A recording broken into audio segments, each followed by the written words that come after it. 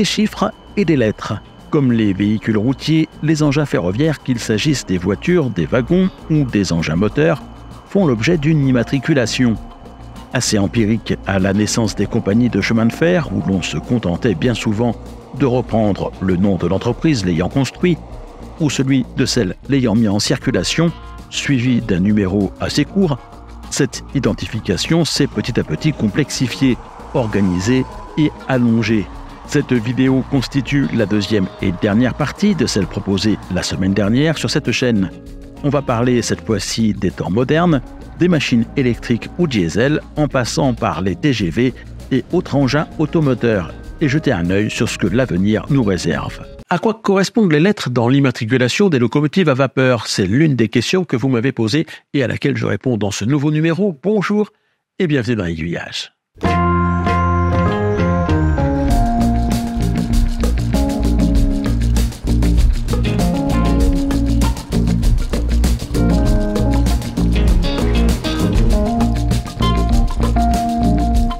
À la suite de la publication du sujet de la semaine dernière consacré à la numérotation des locomotives à vapeur, vous m'avez adressé quelques questions à propos en particulier de la signification des lettres suivant la première série de chiffres. Vous vouliez par exemple savoir ce que signifie le C dans 141 C100.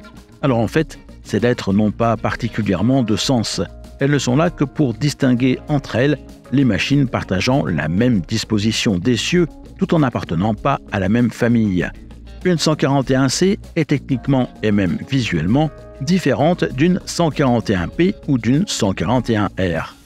Ces lettres leur ont été attribuées par la SNCF par ordre chronologique, de A à N pour les machines dont elle a hérité des compagnies et de P à U pour celles qui ont été commandées par elle après sa création en 1938. La lettre U a d'abord été réservée à une série de locomotives de type 140 qui ont été amenées par les Américains en Europe pendant la Seconde Guerre mondiale. Quelques-unes ont été mises à la disposition de la SNCF à la fin du conflit en attendant l'arrivée des 141R, mais elles ne lui ont jamais été officiellement attribuées, ce qui a libéré la lettre U pour une machine au destin singulier, la 232 U1. Initialement commandée pour la Compagnie du Nord, elle aurait dû faire partie d'une petite série de machines dont la livraison a été interrompue par la guerre. C'est finalement la SNCF qui en prendra possession en 1949, mais elle demeurera la seule et unique de sa série. La lettre W a été réservée à des locomotives amenées par l'armée anglaise également pendant le second conflit mondial. Enfin, les lettres X, Y et Z ont été attribuées à des machines cédées par l'Allemagne à la France au titre des dommages de guerre.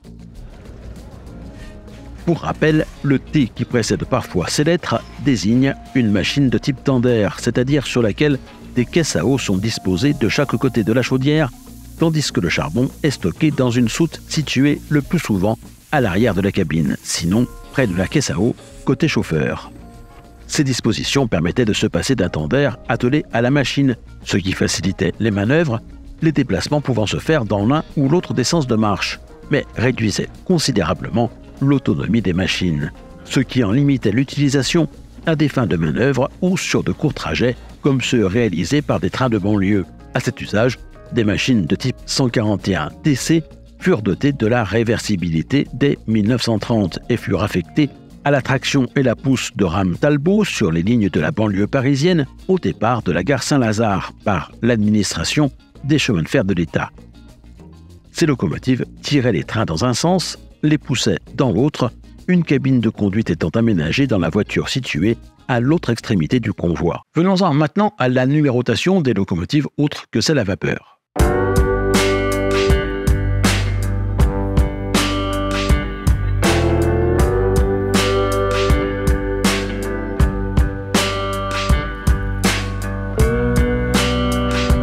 Dans ce domaine, les choses ont pas mal évolué au fil du temps. Une première méthode a été appliquée de la création de la SNCF en 1938 à 1962. Elle était pour une bonne part héritée de celle en vigueur dans les compagnies. Comme il existait un risque non négligeable de produire des doublons, l'entreprise a rajouté un chiffre en préfixe de chaque immatriculation. il indiquait la région de provenance des machines. 1 pour l'Est, soit les anciennes compagnies de l'Est et d'Alsace-Lorraine, 2 pour le Nord et la compagnie du même nom, 3 pour la région Ouest, reprenant les engins de l'administration des chemins de fer de l'État, qui avait elle-même récupéré celle du Paris-Orléans. 4 désignant le Sud-Ouest, où une autre série de locomotives avait été récupérée auprès du même Paris-Orléans, mais aussi de la Compagnie du Midi. 5 pour représenter le Sud-Est, coïncidant pour l'essentiel avec le domaine de l'ex-PLM, et 6 recouvrant la partie sud du territoire français, soit d'autres machines du PLM et de la Compagnie du Midi dans la région Méditerranée. Dans ce système, les locomotives électriques fonctionnant sous 750 ou 1500 volts courant continu arrivent en premier. Leur numérotation va de 1 à 9999. Il existe une exception pour les machines de la ligne Perpignan-Villefranche-de-Conflans, alimentées en 15 000 volts 16 Hz de tiers, des ex-BB Midi immatriculés dans la série 4900. Un nouveau type d'alimentation arrivant en France, le 25 000 volts 50 Hz, en 1954, une tranche supplémentaire de numérotation est ouverte pour immatriculer les nouvelles machines sous des numéros compris entre 10 000 et 19 999 pour les locomotives fonctionnant uniquement sous 25 000 volts, 20 000 et 49 999 pour les machines polytension. À cette époque, locomotives à vapeur et électriques constituent l'essentiel du parc d'engins moteurs, mais la numérotation en vigueur pose déjà des principes qui seront appliqués à d'autres types de machines qui seront amenés à se multiplier à l'avenir.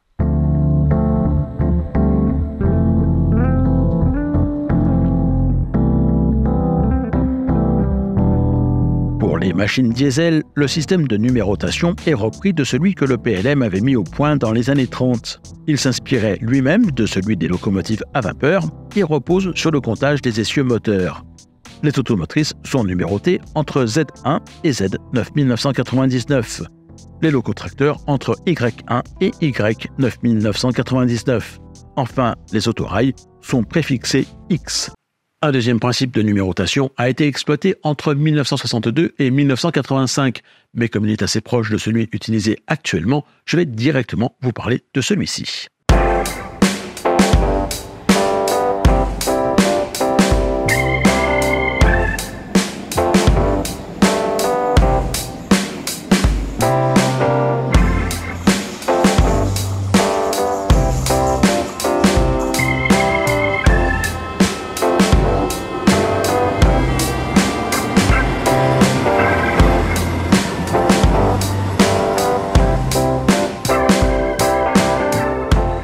Les numéros de 1 à 1999 sont en principe réservés aux engins électriques à courant continu.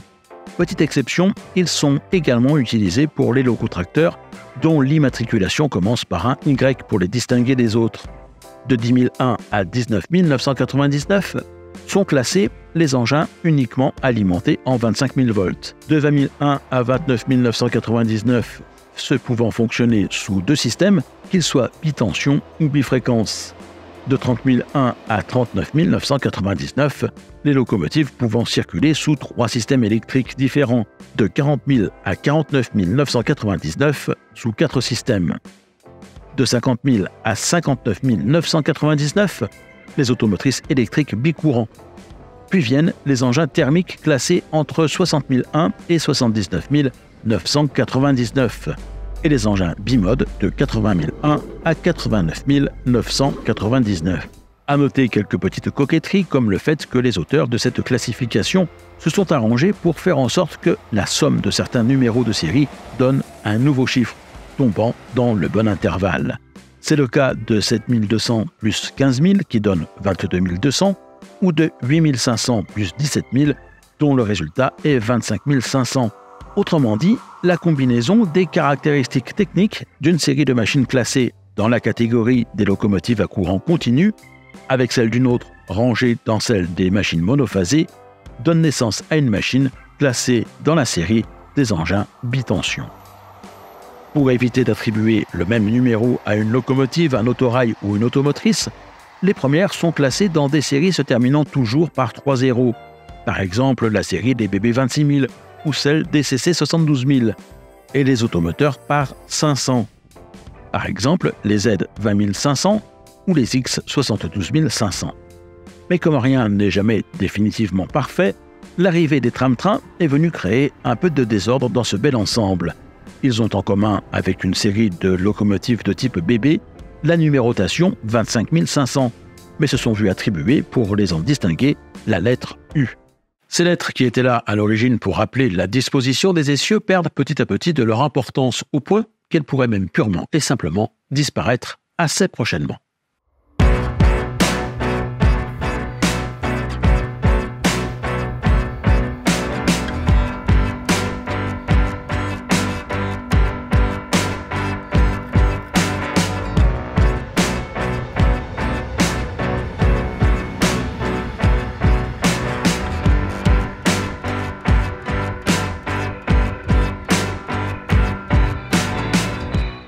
Pour mémoire, toujours présente sur un bon nombre de machines, sous la forme d'un ensemble d'un maximum de 6 caractères alphanumériques, elles permettent de distinguer le type de l'engin. La lettre A étant utilisée pour désigner un unique essieu moteur, B en distinguer 2, C 3, D 4. Et les chiffres, le nombre d'essieux porteurs qui s'intercalent, le cas échéant. Ce sera le cas pour les A1A, A1A 68000. Qui compte 2 bogies constituées de 3 essieux chacun, dont 2 moteurs à chaque extrémité et un porteur au milieu. On peut pousser le détail jusqu'à préciser si un unique moteur entraîne les essieux, auquel cas on parlera de type BB ou CC par exemple, ou si chaque essieu dispose de son propre moteur, ce qui sera noté B0 par exemple pour les locomotives de la série 36000. Quant à eux, les TGV sont numérotés dans les séries des machines, puisque leurs locomotives peuvent être assimilés à cette catégorie. Les TGV Paris Sud-Est figurent dans les séries Z23000 et Z33000, celles des TGV Atlantique Z24000, celles des TGV Réseau Z28000 et Z38000, et les TGV 2N Z29000. Plus récemment, les premières motrices du TGV M reçues par la SNCF ont été enregistrées dans les séries Z21000 et 22000. Du fait qu'ils circulent largement hors des frontières françaises, les TGV Eurostar et Thalys font l'objet d'une numérotation particulière. Au 1er janvier 1999, une nouvelle réforme du système de numérotation est intervenue.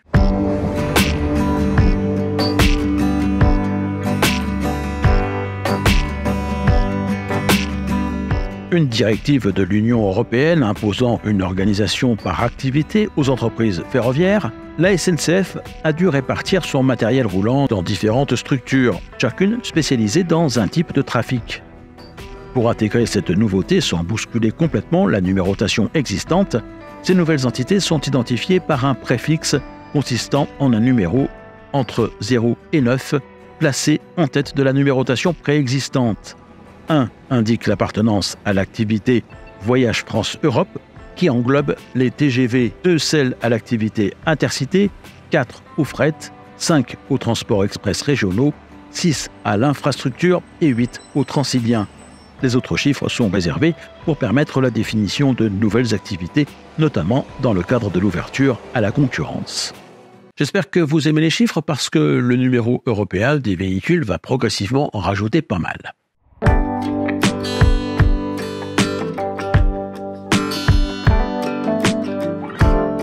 Il a été conçu pour favoriser l'interopérabilité entre les réseaux. Autrement dit, l'idée est de permettre à de plus en plus de trains de pouvoir traverser de plus en plus facilement les frontières. Mais à cette occasion, ce ne sont pas moins de 12 nouveaux chiffres qui vont permettre d'identifier le matériel roulant. Pour le premier, c'est facile, ce sera toujours un 9. Le suivant indique le type d'engin, 1 pour une locomotive électrique, 2 pour une diesel, 3 pour un train à grande vitesse, 4 pour une automotrice électrique, 5 pour un automoteur diesel, 6 pour une remorque d'autorail, 7 et 9 n'étant pas attribués, mais 8 affectés aux locotracteurs. Les 2 chiffres suivants indiquent le pays d'origine. Pour la France, c'est le 87. Le 5e est un 0. Les 6 suivants reprennent le numéro de l'engin précédé d'un ou plusieurs zéros si le premier groupe de chiffres est inférieur à 100 000 ou 10 000. Suit un tiret et un numéro d'autocontrôle qui permet de vérifier que le chiffre complet est bien valide. Je vous fais grâce du numéro UIC qui existe également, qui se forme sur 12 caractères lui aussi, mais qui n'a été appliqué qu'aux voitures et wagons, et pas aux engins moteurs, et qui sera très probablement remplacé à terme par le numéro européen des véhicules. Souvenez-vous qu'autant de systèmes de numérotation des engins moteurs aient pu exister en France. Dites-le moi en commentaire. Et je vous rappelle que vous pouvez retrouver tous les reportages diffusés sur cette chaîne sur son site web www.aiguillage.eu et que pour être sûr de n'en rater aucun, vous pouvez vous abonner à la newsletter qui vous permettra chaque semaine d'être averti de la mise en ligne d'une nouvelle vidéo en accédant à la page Aiguille aux lettres. Et si jamais vous n'avez pas encore regardé la première partie de celle-ci qui était consacrée à l'identification des locomotives à vapeur, il n'est pas trop tard, vous pouvez la retrouver en cliquant sur cette vignette.